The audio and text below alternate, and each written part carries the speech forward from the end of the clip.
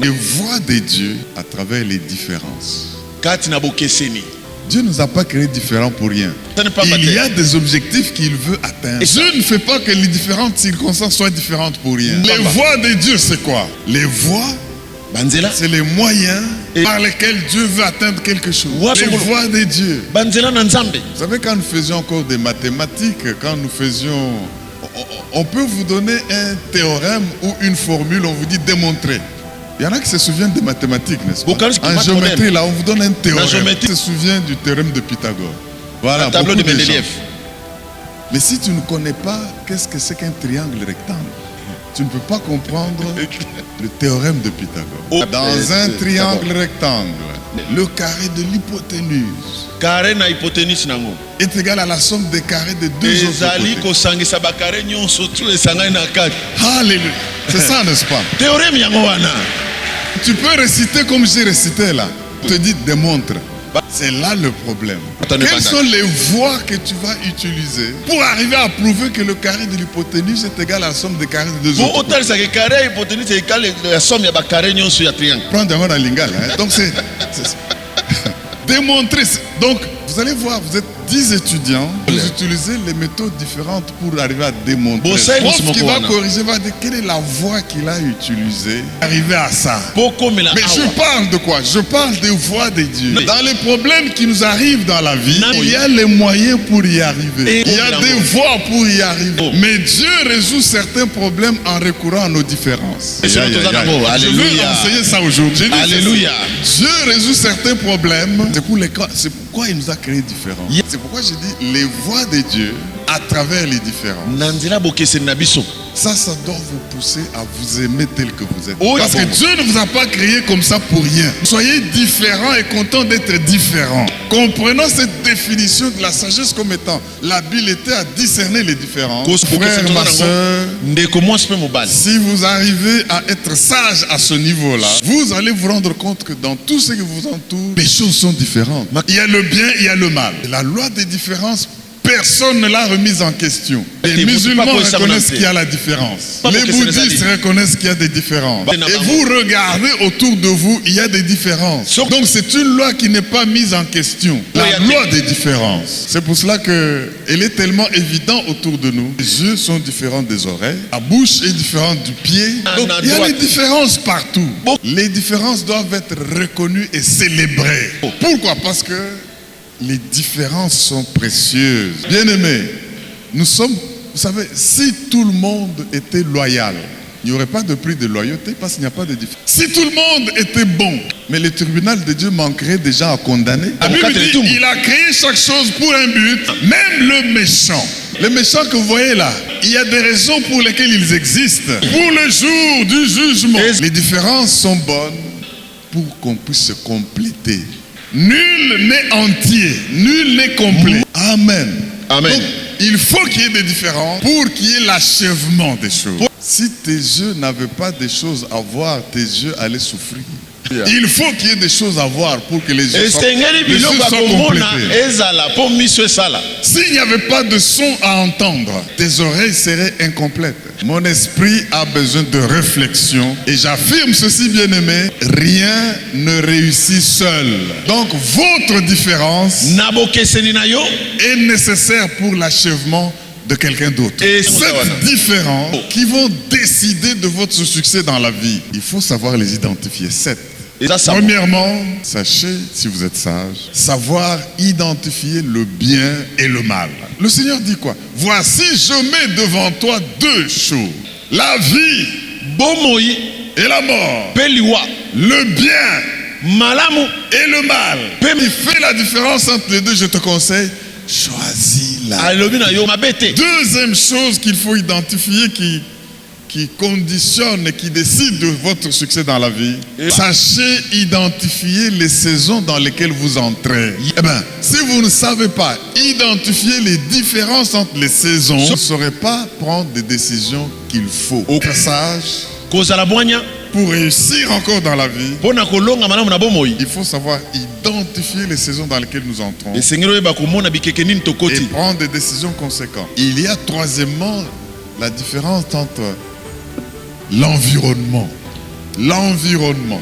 Choisis ton environnement. Laisse-toi entourer de personnes qui contribuent à ta prospérité. C'est cela être sage. Nous sommes environnés d'une grande nuée de témoins. Pourquoi nous courons avec une entière persévérance dans cette carrière que Dieu a ouvert devant nous. Bien-aimé, ne dis pas non, c'est mon ami de classe depuis l'enfance. Si c'est quelqu'un par qui l'ennemi entre pour te nuire, nuire ton foyer, nuire tes activités d'affaires, change d'environnement. C'est cela être sage. Quatrième différence qu'il faut détecter. Réussir dans la vie, la différence des opportunités. Mes frères et sœurs, l'opportunité ne viendra pas en te disant je suis là, je suis opportunité. Non. Dieu a emballé des bénédictions dans un emballage apparemment non attrayant, mais qu'on appelle opportunité. Et on a parlé d'Abraham avec les secrets de la table, n'est-ce pas? Abraham voit 3 hommes mystérieux le visiter. Il sent non, ça c'est pas des hommes comme tout le monde. Sarah, vite. Fais quelque chose, on va le faire.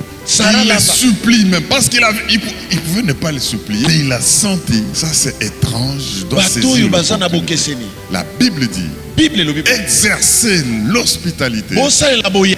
Car pour l'avoir exercé, il y en a qui ont accueilli des anges. Et quand tu accueilles un ange pour toi, beaucoup de problèmes sont résolus. Voilà que les questions de sa stérilité étaient résolues. La bénie, on dit à l'année prochaine, à la même période. Il ne les aurait pas accueillis, il n'aurait pas eu cette pression. Je suis en train de parler à quelqu'un.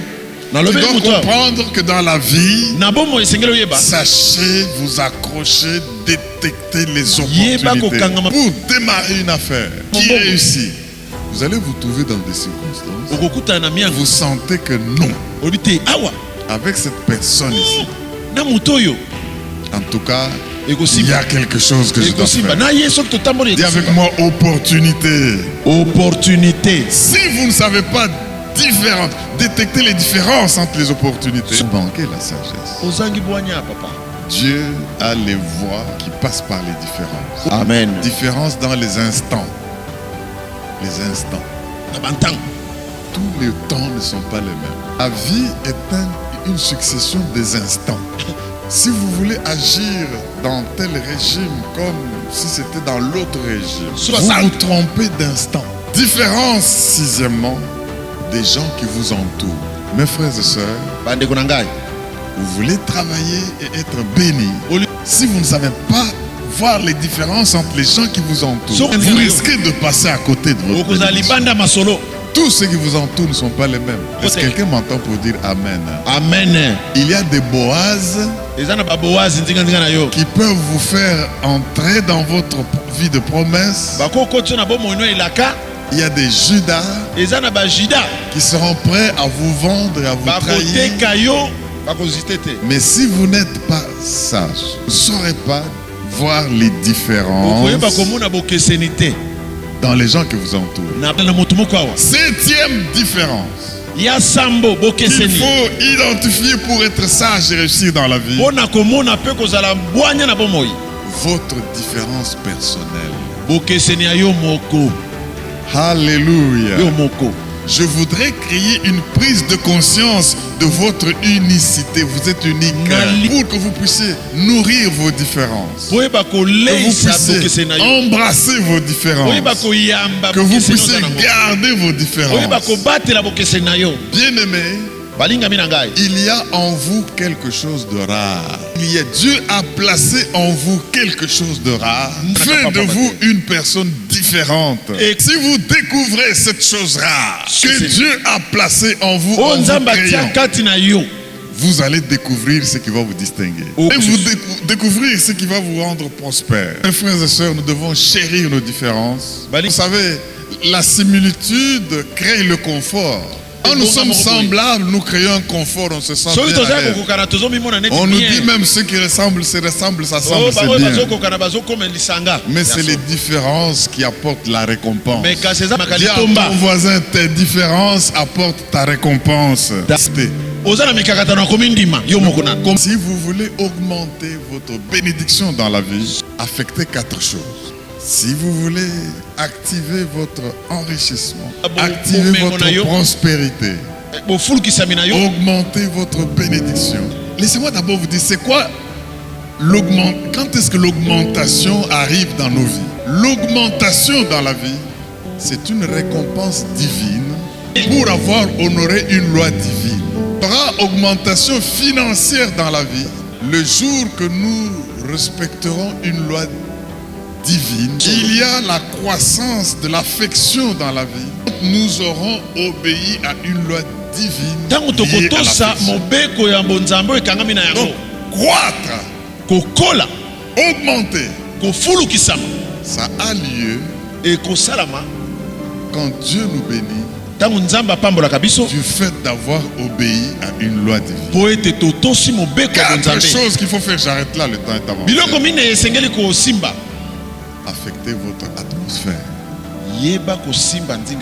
par votre différence. Affectez votre attitude par votre différence. Affectez votre adaptation par vos différences. Et affectez l'excellence. Bien-aimé, l'adaptation c'est quelque chose de terrible. L'adaptation c'est la flexibilité. Quand vous vous adaptez, ça ne veut pas dire que vous vous reniez vous-même. Mais l'adaptation fait qu'on reste soi-même. Mais on est flexible parce qu'on a compris le besoin des autres. Je me suis rendu compte que j'ai perdu beaucoup de choses dans la vie quand je n'avais pas compris la capacité, l'importance de l'adaptation. L'adaptation, c'est une preuve de l'humilité. L'adaptation n'est pas l'abandon de votre distinction, non. Mais quand vous reconnaissez les besoins des autres, vous comprenez vos différences, vous vous adaptez, l'adaptation augmente la faveur, la sagesse dans nos différences là, sans compromission. Dans nos différences, on voit les besoins des autres et on est la solution à ces besoins. On s'adapte. On fait preuve d'un peu d'humilité. Eh bien, la gloire de Dieu descend. Nous allons nous tenir debout. Je vais arrêter là avec